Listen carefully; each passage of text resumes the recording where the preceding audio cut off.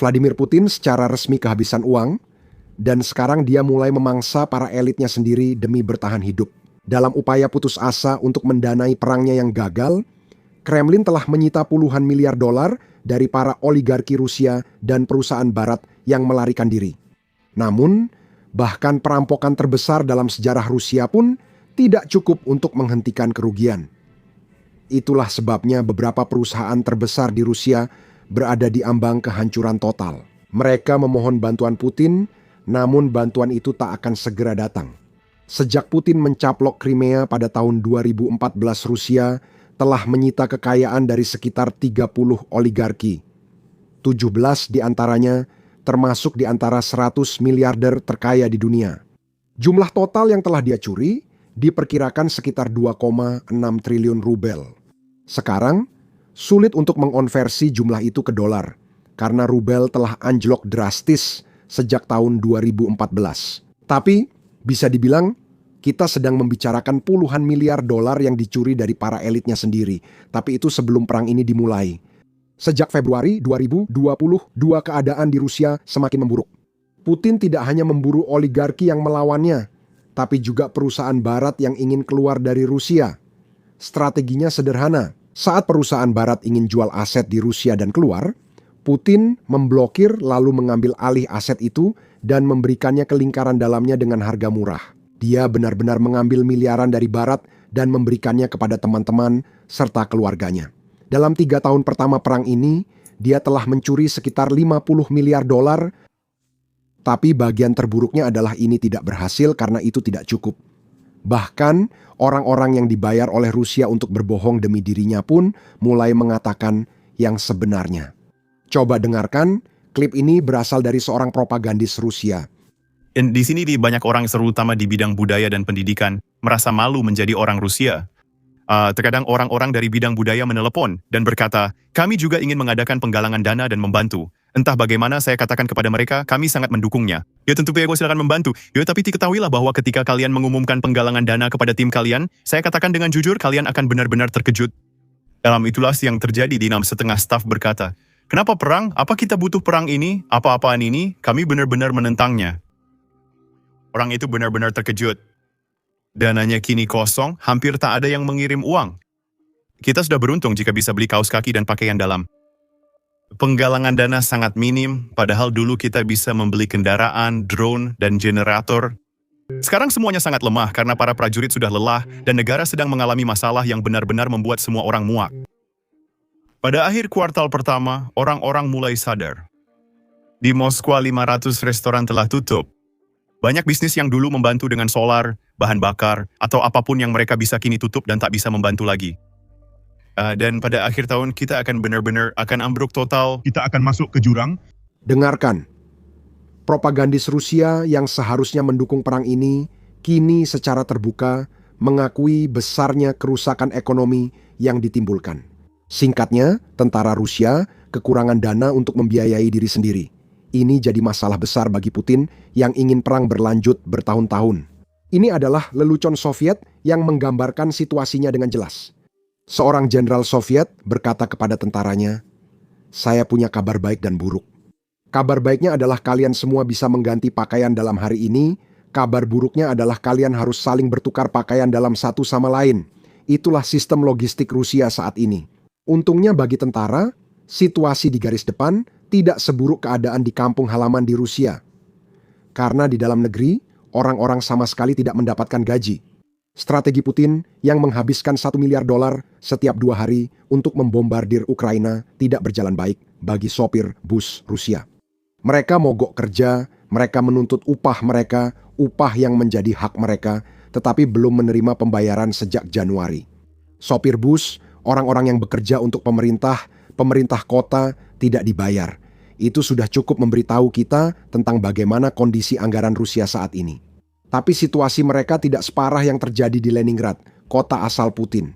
Gedung polisi militer benar-benar runtuh, ambruk ke tanah tempat mereka dibangun. Kenapa? Karena tidak ada dana untuk memperbaiki atau merawat gedung pegawai pemerintah. Orang-orang tewas. Dan saat saya merekam ini, operasi penyelamatan masih berlangsung. Sekarang, saya tahu Apa yang sudah dipikirkan sebagian dari kalian? Ekonomi Rusia tumbuh 1% tahun lalu, mungkin tidak seburuk yang kamu gambarkan sekarang. Mari saya jelaskan angka itu. Karena seperti halnya segala sesuatu tentang Rusia, kita harus melihat lebih dekat. Satu-satunya sektor di Rusia yang benar-benar, tanda kutip, produktif adalah sektor pertahanan. Perusahaan pertahanan yang memproduksi tank, senjata, peluru, apapun yang dibutuhkan militer. Tapi inilah masalah dengan pertumbuhan ekonomi seperti ini tidak berkelanjutan.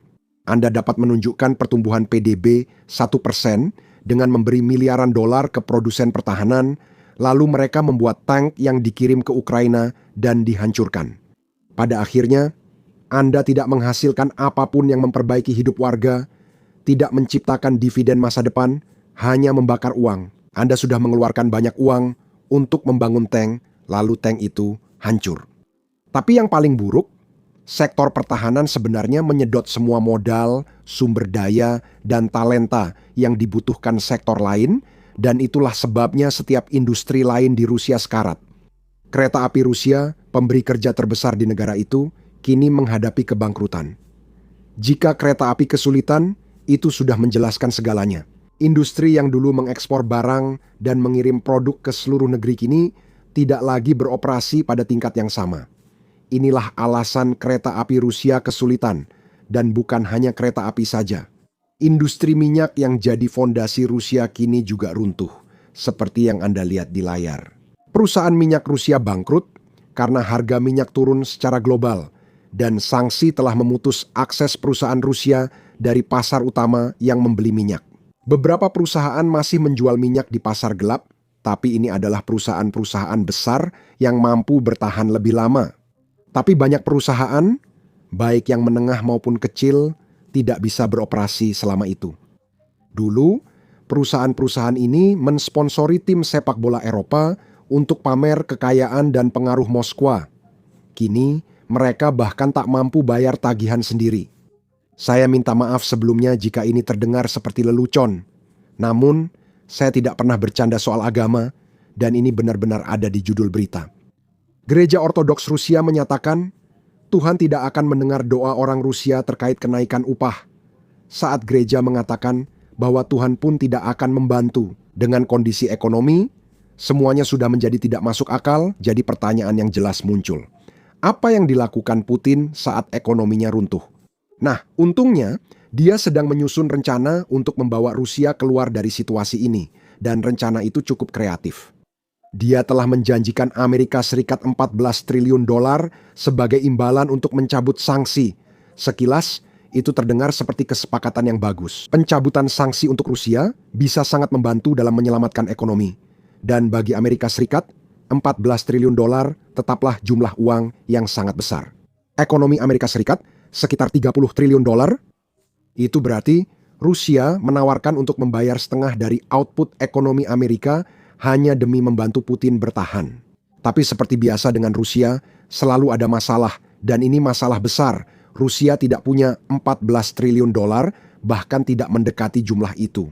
Presiden Finlandia, Alexander Stubb, akan menjelaskan masalah ini. Silakan dengarkan.